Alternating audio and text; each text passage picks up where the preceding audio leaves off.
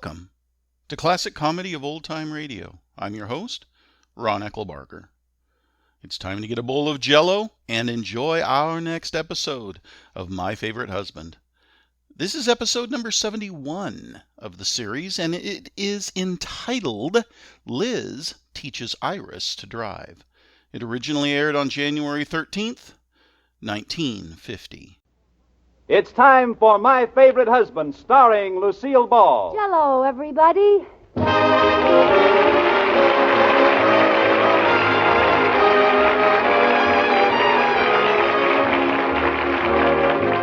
Yes, it's the new Gay Family series, starring Lucille Ball with Richard Denning. Brought to you by the Jell-O family of desserts. J-E-L-L. Oh, the big red letters stand for the Jell-O family. Oh, the big red letters stand for the Jell-O family. That's Jell-O. Yum, yum, yum. Jell-O puddings. Yum, yum, yum. Jell-O tapioca puddings. Yes, sirree. And now Lucille Ball with Richard Denning as Liz and George Cooper. Two people who live together and like it.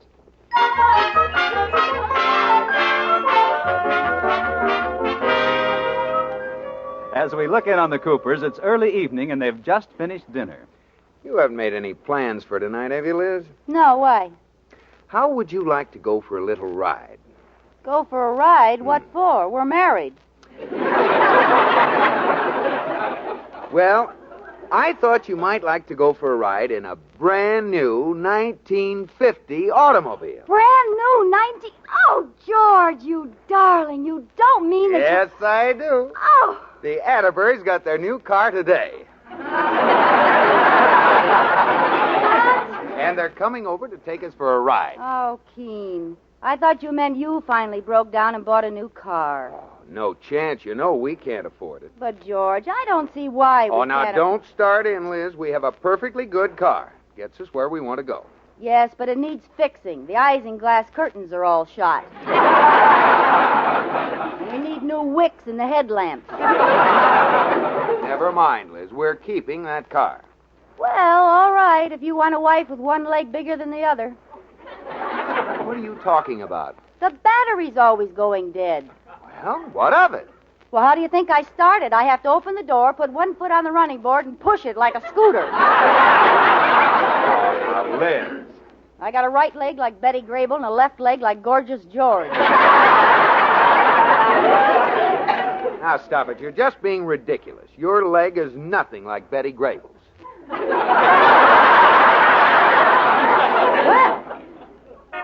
Well, there they are. Come on, let's go out and take a look at their new car. yeah, I want to eat my heart out. George boy, Liz girl, how do you like it? Wow, what a car. Well, Liz, what do you say? Oh, it's beautiful, Iris. Look at all that fancy schmancy chrome. Now, that's what the front of a car should look like. That's the back. Ooh. How do you like the color of the car, Liz? Oh, it's absolutely gorgeous. Where'd you ever find such a lovely shade of black? Wasn't my idea. I wanted a canary yellow convertible with leopard skin upholstery. But Rudolph is president of the bank, so we always end up with black. Feel like I'm riding in a hearse. Lotus Bud.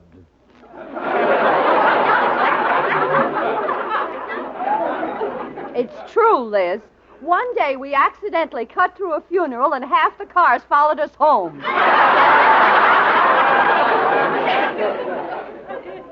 Lotus Bud.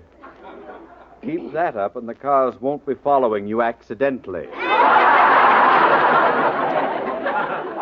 Why, Mr. Atterbury. George, I want to show you something.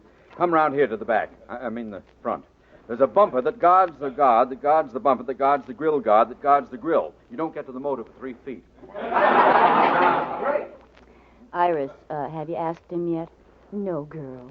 He's so happy I hate to say anything. But look, if he agreed to teach you how to drive, if he got a new car, now what goes?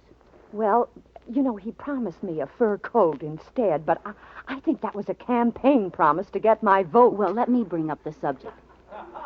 Maybe he won't want to refuse in front of George and me. Gee, Mr. Atterbury, that really is something. Oh, Liz, you ought to see that grill. It's a honey. Yes, dear. Oh, Iris, Yes, Liz? I suppose now that you've got a new car, you'll be learning how to drive. Oh, yes. Rudolph promised he'd teach me. Didn't you, Rudolph? Rudolph, did you hear me? Are you going to teach me to drive? Yes and no. What do you mean, yes and no? Yes, I heard you, and no, I'm not going to teach you to drive. Well, I just don't think you're being fair, Mr. Atterbury. George taught me to drive 3 years ago. Yes, and I just stopped shaking this morning. Well, you're a big help. Look, it's no use. My mind is made up. But, Rudolph, Listen, you... Iris, listen. In my day, I've done many things that I'm not proud of. I've attached salaries and repossessed cars and foreclosed on mortgages. But I couldn't stand to have it on my conscience that I put another woman driver on the streets. Why, you pompous tub of lard. Pompous? Oh, never mind, Iris. He's not the only teacher in the world. I know a wonderful driver who'll be glad to teach you how to drive. You do? Who is it? Me. Oh, no. Liz, are you out of your mind? Certainly not. I can teach Iris. In a few weeks, you'll be driving just the way I do. Yeah. What a frightening thought. Don't worry, Iris. We'll show him. Liz, What? I absolutely forbid you to teach Iris to drive. Is that clear? Is that clear? Yes, George. And Iris, I absolutely forbid you to let Liz teach you to drive. Understand? Yes, Rudolph. George. Rudolph! No! You know, Iris, I think they mean it.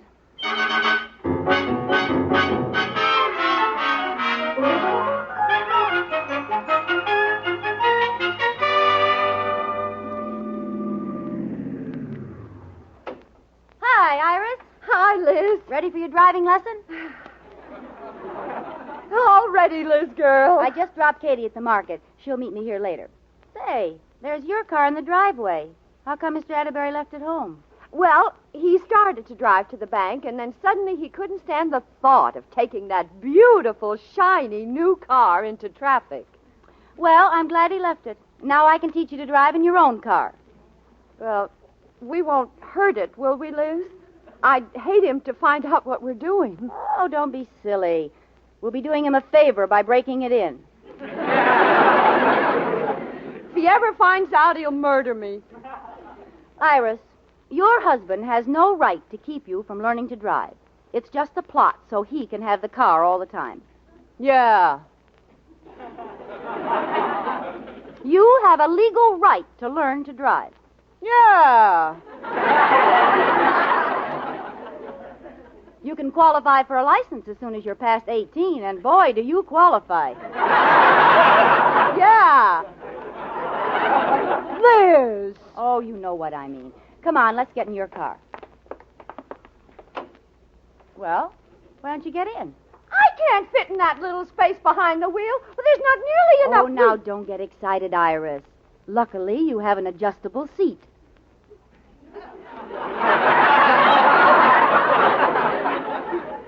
I have? No, the car. Oh. There, now get in. That's better. Uh-oh. What's the matter? With the seat back, your feet don't reach the pedals. How do you like that husband of mine? He deliberately bought the wrong size car for me. Iris, cars don't come in sizes. People do. Now, we'll just slip the seat forward a little. There. Yeah. Now, I'll explain the whole thing to you. Those two pedals under your feet are the clutch and the brake. Which is which? Well, the one on the... No, the one on the... Well, it's easier to tell when the car's moving.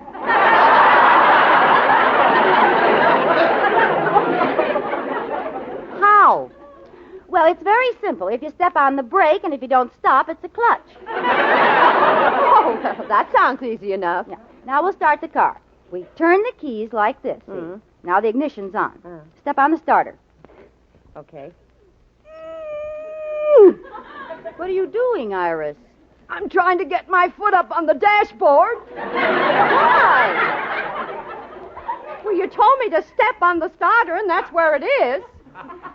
Oh, in my car it's on the floor. Well, push it. It started. It started. Hooray, I'm driving! Hold it, girl. There's more. You have to be moving. Oh. Well, what do I do now? Push in the clutch. Try the pedal on the left. Okay. Now pull this gear thing down toward you. All right. Here goes.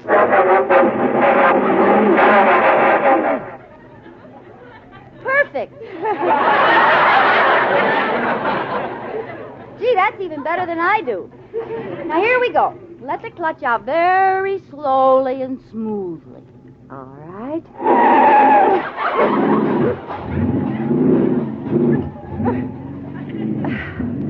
There. How was that?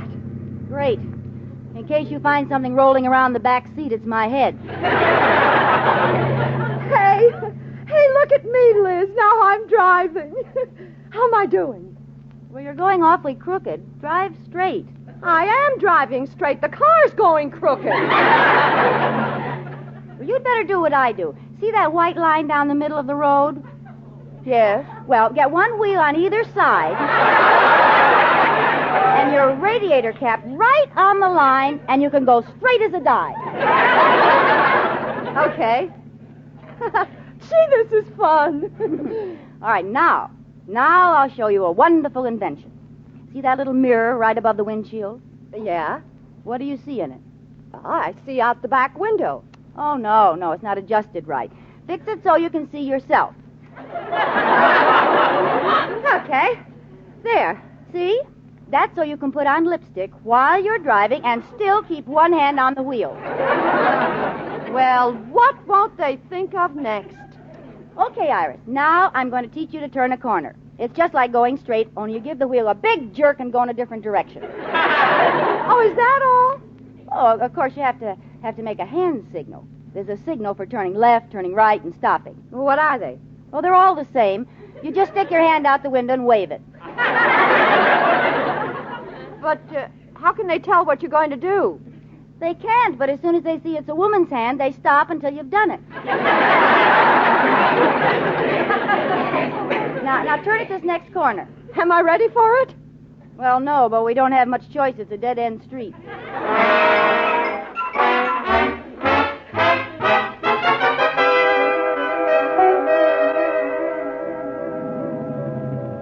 There we are. Nice work, Iris. Home safe and sound and not a scratch. And you parked beautifully. Oh, it was easy with you working the brake for me. And now, my prize pupil, I've decided you are ready to solo. Solo? Yes.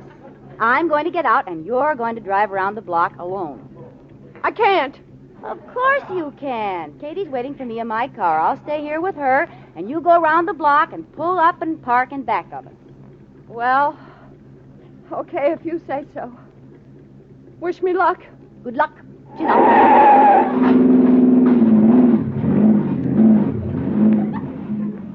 Oh, gee, I can hardly believe she's only had one lesson.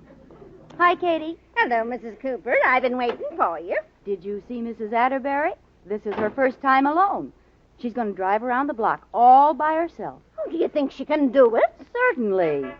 Oh, my goodness, there she comes now, down at the corner. She sure got around the block fast enough. Oh, why is she driving so close to the curb? Don't worry. She's going to park in back of us. Well, does she know how? Katie, I taught her, didn't I? Would I be sitting here if I didn't think she'd stop in plenty of time?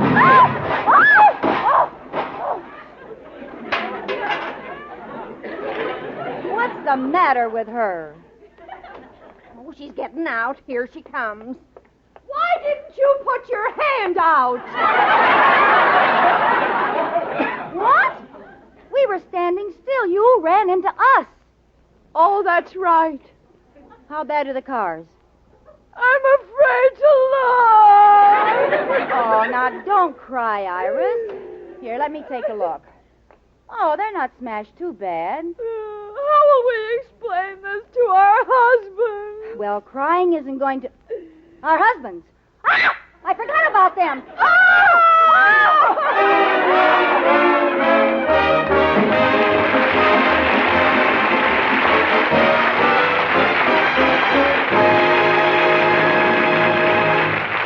Well, maybe I'm wrong, but I think Liz could do her friend a better turn than trying to teach her to drive.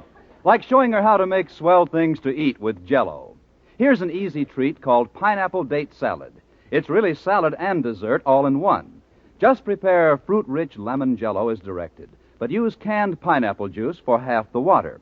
When slightly thickened, fold in 1 cup of diced canned pineapple and 1 cup of pitted dates quartered. Unmold on crisp lettuce and watch even the men folks go for that salad. Rich, sunshiny lemon Jell-O combined with dates and juicy pineapple. All 6 delicious Jell-O flavors are chock full of wonderful locked-in goodness that make you think of the real ripe fruit itself. Strawberry, raspberry, cherry, orange, lemon, and lime. So look for the big red letters on the box. They spell Jell-O, and Jell-O spells a treat. Jell-O is a registered trademark of General Foods. Jell-O. And now back to Lucille Ball in My Favorite Husband. On a quiet side street in Sheridan Falls stands a monument to womanhood. 2 cars smashed together. And on the curb surveying the wreckage stands Iris Atterbury, the smasher, and Liz Cooper, the smashee. Oh, Liz, Rudolph will kill me. Well, my life expectancy isn't any too long either. Look at that mess. Looks like your car tried to bite my car in the trunk. Oh, that beautiful grill. Well, crying isn't going to help, Iris. Let's be practical. We'll try to get the cars apart. Katie, you climb up on Iris's bumper, and I'll climb up and stand on my bumper. Now we'll both jump up and down. Okay. What's supposed to happen, Liz? I don't know, but this is what men always do. Look, are you sure you're not leaving out anything? Oh, I forgot. Iris, you stand down there and swear. Oh, it's no use. Boy, they're really hooked. Mrs. Cooper, I think I'll walk on home. I want to get this meat in the icebox. All right, Katie, see you later. Come on, Iris. We'll take our cars down to Bill Fisher's beauty shop. Beauty shop?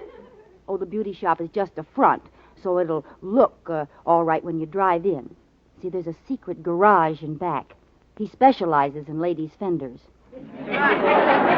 Oh. Hey, that's good to know. Oh, he does all my work.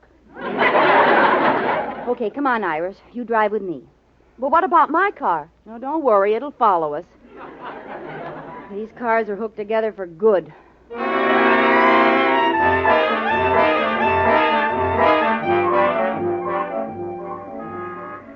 Gee, people are staring at us. Haven't they ever seen 2 cars hooked together like this? Does it feel funny driving? Sort of. It's like having a trailer in back. We haven't got far to go, though. Just down this hill and up the next one. Hey, Liz, you better pull over. I think someone's trying to pass you. Oh, yeah? Well, why didn't he honk his horn? Fine thing. Okay, go ahead and pass. Here he comes. Look, it's a car just like our new one. Oh, yeah. Hey, that one's been in an accident, too. Yeah. Well, I hope it's a man driving. That'll prove that they crack up new cars, too. Is it, Iris? I can't quite see. No, it's not a man. Oh, darn, it would be a woman. It's not a woman either. What? It's nobody. Nobody?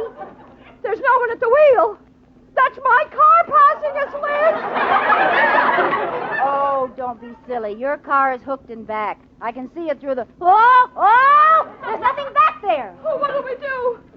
Look at it go down the hill. It's sure going straight. You drive much better when you're not in the car. Oh, Liz, what are we going to do? Well, what can we do? I'll just follow it up this hill and see what... It's slowing down. It won't make the top of the hill. Yes, it will. No, it won't. It stopped. It's backing up. It's coming right toward us. Liz, do something. You do something. It's your car. Are you crazy? I can't even stop it when I'm in it. All right, hang on, Iris. If I turn the wheel, we can get out of the way before... Oh, no. Oh, no, no, no, no, no, no. This time your car smashed in front and mine smashed in back. How can we ever explain this? We can't. So we're not even going to try. What do you mean? Look, Iris, even if we told the truth, no one would believe us, so there's only one thing to do. What? As far as we're concerned, we didn't even see our cars today. What? They were stolen this morning, get it? We have no idea where our cars are or what happened to them. What cars? That's the spirit,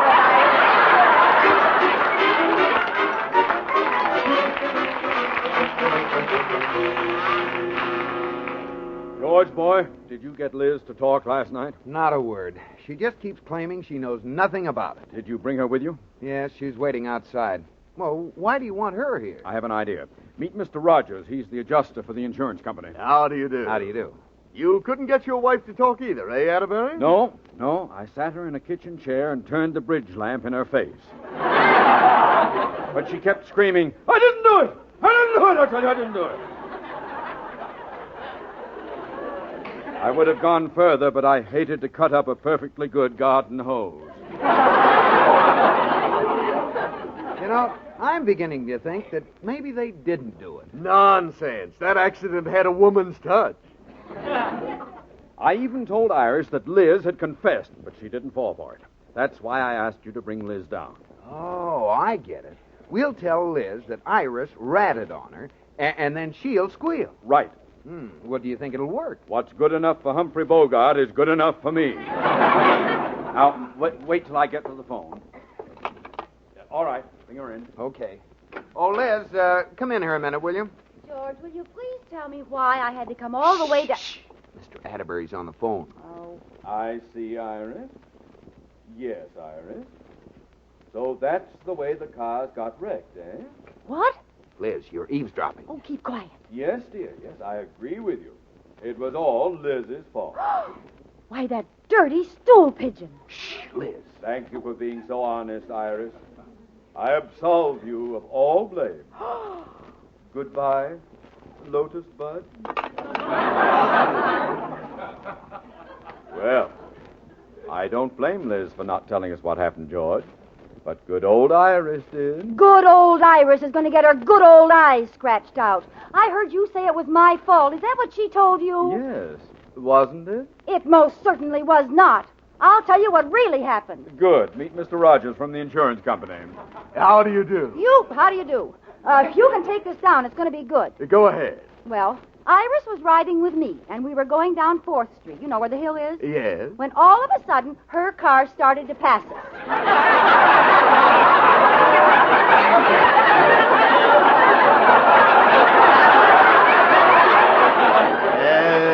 But you said Mrs. Atterbury was with you. Who was driving her car? Nobody.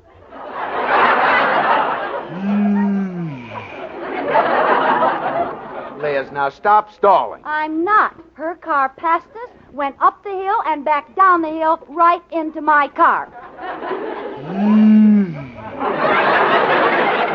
All by its little self?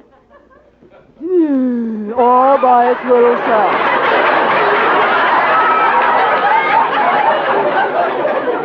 Well, that could explain how her taillights got embedded in your radiator. Now all we have to find out is how your taillights got into her radiator. It's very simple. You see, when I started to teach Iris to drive... Oh, no. Don't worry, I gave her a 2-hour lesson before I let her solo. You what? Oh, no. Solo? Iris? Alone in my beautiful new car. I may be sick.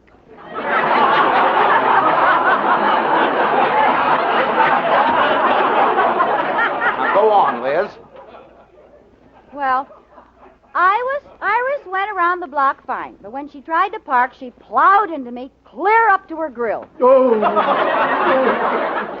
Oh, it's all right, Mr. Atterbury. It's all over now. I know. She tells it so vividly.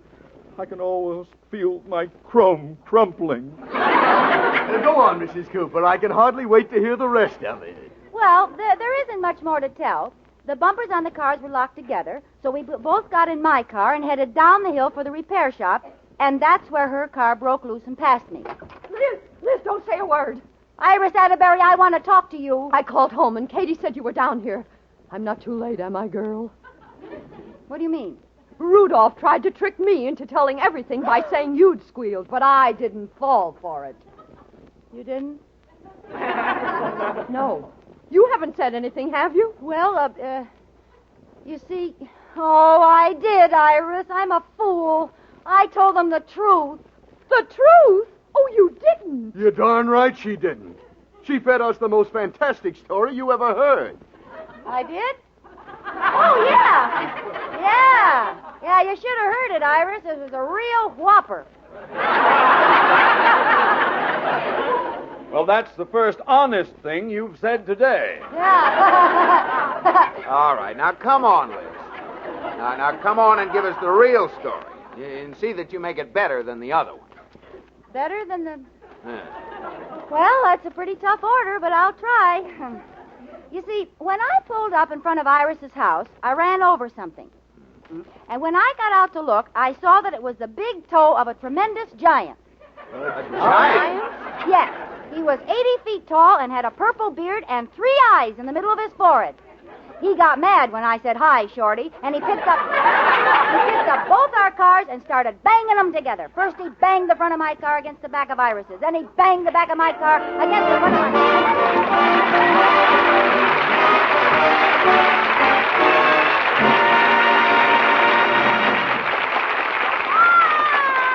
Bob Lamont! Yes, Lucille, whither away tonight? Tonight, Robert, we visit Africa. Africa the mysterious. You are an explorer, and I am your number one girl boy. Some deepest, darkest music, Wilbur.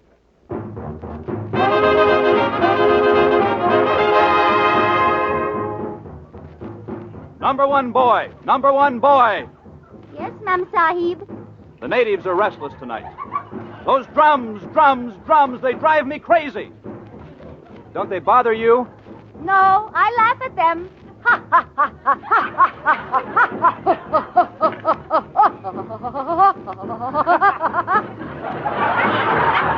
Those are cannibal drums, Ma'am Sahib.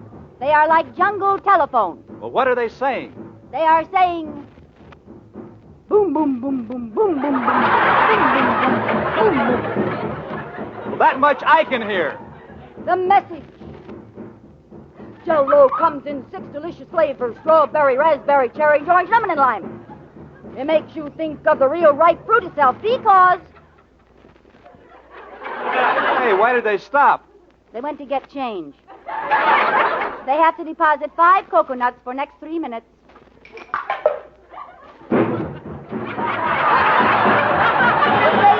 And by a special process, so it can't get out till your first delectable spoonful. Look for the big red letters on the box, hey. They spell Jell-O, and Jell-O spells a treat, hey. Now what? Cannibals sing dinner music. Listen. Oh, tonight we'll have for dinner a great big family. Oh, tonight we'll have for dinner a great big family. Explorer, yum, yum, yum. Missionary, yum, yum, yum. And a red-haired number one boy, yes, sirree. Yikes, that's me. Good night, Ma'am Sahib. You have been listening to My Favorite Husband, starring Lucille Ball with Richard Denning, and based on characters created by Isabel Scott Rorick. Be sure to listen to Lucille Ball and My Favorite Husband again next week, presented by Jell-O. Bob Lamont speaking. This is CBS, the Columbia Broadcasting System.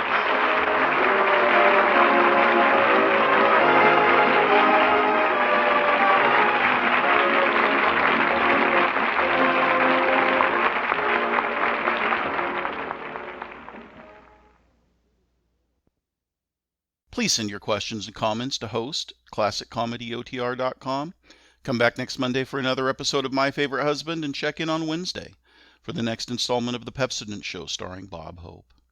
Until next time, in the words of Doug Larson, accomplishing the impossible only means that the boss will add it to your regular duties.